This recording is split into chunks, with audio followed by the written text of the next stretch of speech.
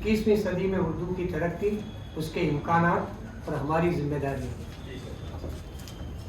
اردو کو عالمی زبانوں میں اس لیے ایک منفرد و ممتاز مقام حاصل ہے کہ اسے مختلف قوموں نے اپنے خون جگر دے کر پروان چڑھایا ہے۔ اس کے پس منظر میں صدیوں کی ادبی، علمی، تہذیبی اور ثقافتی تاریخ بھی ہے جو ہماری قومی وحدت کی میراث ہے۔ بقول پروفیسر گوپی چند نارنگ، یہ میں نے کوٹ کیا ہے، اردو زبان ہماری پچھلی کئی صدیوں کی کمائی ہے، ایسی کمائی جس سے کوئی انصاف پسند نظر نہیں چرا سکتا۔ اہل نظر جانتے ہیں کہ اردو جیسے جینے کا ایک سلیقہ اور سوچنے کا ایک طریقہ بھی ہے۔ اردو محض زبان بھی نہیں، ایک طرز زندگی، ایک اسلوب زیست بھی ہے اور مشترکہ تہذیب کا وہ ہاتھ بھی ہے جس نے ہمیں بنایا اور سنوارا ہے اور مشکل اور شکل دی ہے جسے ہم آج اپنی پہچان کی ایک منزل سمجھتے ہیں۔ اردو زبان کے آغاز و ارتقاء کی لسانی تاریخ بہت دلچسپ ہے۔ اس دلچسپ تاریخ میں اس کی انفرادیت بھی پوشیدہ ہے۔ یہ سنسکرت کی بطن سے پیدا ہوئی، لیکن فارسی کا خون بھی اس میں شامل ہے خاصا، اور بعد میں سامی زبانوں میں بالخصوص عربی سے بھی اس نے استفادہ کیا ہے۔ ان تمام زبانوں کے زیر اثر جب اردو پروان چڑھی تو اس میں اظہار بیان کی ایک طاقت و توانائی آ گئی۔ اس طرح یہ لسانی جمالیات کا ایک خوبصورت نمونہ بن گئی۔ فارسی اور عربی کے بعد یورپی اقوام یہاں آئیں تو اردو نے انہیں بھی خوش آمدید کہا اور یورپی زبانوں کے ذخیرے سے بھی اثرات قبول کیے۔ اس طرح اردو نے ہمیشہ سے اپنے گھر کی ساری کھڑکیاں کھلی رکھی اور ہر تازہ ہوا کے جھونکے کو قبول کیا۔ صوتی، صرفی اور لفظی سطحوں پر اردو نے جو دوسری زبانوں کے اثرات قبول کیے، اس کا نتیجہ یہ نکلا کہ فصاحت و بلاغت کے ساتھ ساتھ اس نے ابلاغ و اظہار کی توانائی سے اپنا دامن بھر لیا۔ اب یہ زبان افہام و تفہیم اور ابلاغ و ترسیل کے اعتبار سے نہ صرف ہندوستان بلکہ پاکستان، بنگلہ دیش، نیپال، بھوٹان اور یہاں تک کہ USA اور UK جیسے ممالک میں اتحاد و ابلاغ و ترسیل کی زبان بن گئی۔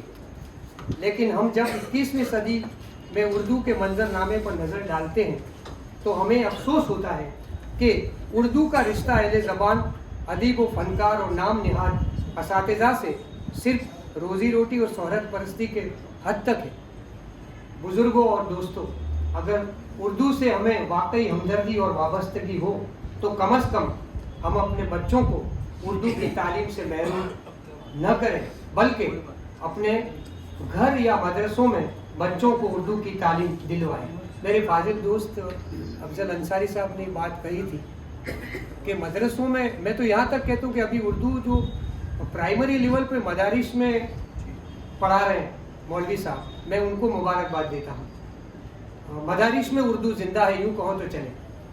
میں یہ نہیں کہتا کہ اردو والے اپنے بچوں کو ڈاکٹر، انجینئر، پائلٹ اور سائنسداں نہ بنائیں، ضرور بنائیں، لیکن ساتھ ساتھ اردو سے اپنی وابستگی کے تئیں انہیں اردو کی تعلیم سے بھی آراستہ کریں۔ اس میں شک نہیں کہ مغربی علوم اور نئی ٹیکنالوجی کی تعلیم آج کے سائنسی دور کا تقاضا ہے، لیکن مادری زبان کی تعلیم کو نظر انداز کرنا کسی طرح درست نہیں۔ تعلیم ایک تہذیبی عمل ہے اور مادری زبان کی تعلیم ہماری تہذیبی شخصیت کی تکمیل کرتی ہے۔ اردو کی تعلیم کے ذریعے ہم اپنی تہذیبی شخصیت کی حفاظت کرتے ہیں۔ یہ ہماری شخصیت میں خوشگفتاری اور شگفتہ طبعی کو فروغ دیتی ہے۔ بے شک مغربی علوم کا مطالعہ فکر و نظر میں بالغی پیدا کرتا ہے، اس تعلیم سے کسی کو بھی انکار نہیں، لیکن ہماری مادری زبان کی تعلیم ہماری تہذیب اور تاریخ سے واقفیت نیز ہماری خود اعتمادی اور ذہنی صلاحیتوں کو ابھارنے کے لیے بے حد ضروری ہے۔ موجودہ نسل کی اردو سے بے توجہی اسے اپنی پہچان کے علاوہ اپنے بزرگوں اور اپنی تہذیبی روایتوں سے بھی جدا کر رہی ہے۔ چنانچہ اس اہم مسئلے کی جانب ہماری توجہ ضروری ہے۔ اس لیے اگر ہم अपनी ज़बान को कम माया समझेंगे और उर्दू की तालीम को फरसुदा करार देंगे तो इससे न सिर्फ हमारी ज़बान बल्कि हमारी कौम और हमारी तहजीब को शदीद नुकसान पहुँचेगा। इसलिए ज़बान से दिलचस्पी बढ़ाने के लिए हमदर्दाना रवैया के साथ साथ अदबी ज़ौक़ को भी फ़रोग़ देने की ज़रूरत है, जो आज हम कर रहे हैं, क्योंकि उर्दू तालीम ही उर्दू के फ़रोग़ व तरक्की का इसमें आज़म है। उर्दू पढ़ने का ये मतलब नहीं है कि बच्चे दूसरी ज़बान न पढ़ेंगे। ऐसा भी नहीं कि उर्दू पढ़ना रोज़गार के उसूल में मुआविन न हो। मैं अब आखिर जा रहा हूँ, 2-4 मिनट। ख्वाह हुकूमत हिंद के आला मुकाबले के इम्तिहानात हों, दरसो तदरीस के दिगर बहुत से शोबे, हर जगह उर्दू एक मुआविन ज़बान के तौर पर काम आएगी। हुकूमत हिंद के आला मुकाबला ज़ाती इम्तिहानात यानी जिसको हम कहते हैं कॉम्पिटिटिव एग्ज़ाम्स में उर्दू का पर्चा भी शामिल है। GPSC और UPSC की मैं बात कर रहा हूँ, जिसके क्लासेस हम अहमदाबाद में शुरू हो चुके हैं और सुल्तान अहमद यतीम खाना में आज 40 बच्चे ज़ेरे तालीम हैं। मुझे कहते हुए खुशी हो रही है यूँ साहब कि 40 बच्चे UPSC के लिए अपीयर हो रहे हैं, जिसमें अच्छे नंबर लाकर मेरिट में आला मुकाम हासिल किया जा सकता है उर्दू लेकर। दर्स व तदरीस के शोबों में भी उर्दू तबके के लिए अच्छे मौके हैं। ज़रूरत है एक तरफ अच्छे ज़हीन, तरबियत याफ्ता और होनहार उम्मीदवारों की, और दूसरी तरफ तालिब इल्मों को अपनी मादरी ज़बान की तालीम की तरफ मुतवज्जो करने।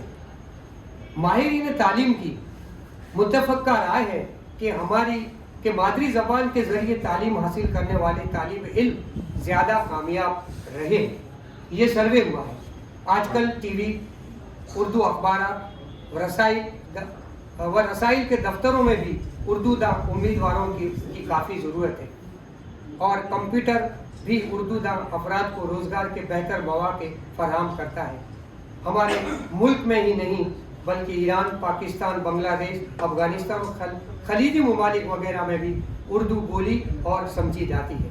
आखिर में मैं अपनी बात आखिर में कंक्लूजन कर रहा हूँ मेरे मकाले का, कि आखिर में ये कहना चाहूँगा कि हुकूमत कितनी भी मदद क्यों न करे, अहले ज़बान की जज्बाती वाबस्तगी और जिद्दोजहद के बगैर ज़बान की तरक्की नामुमकिन है। हमको उर्दू ज़बान की तरक्की के लिए दूसरों का मुंह तकने या कोई आसमानी हुक्म का इंतज़ार करने के बजाय जो कुछ हमसे बन पड़े इनफरादी और इज्तिमाई तौर पर ज़रूर करें। खुदा हाफिज़।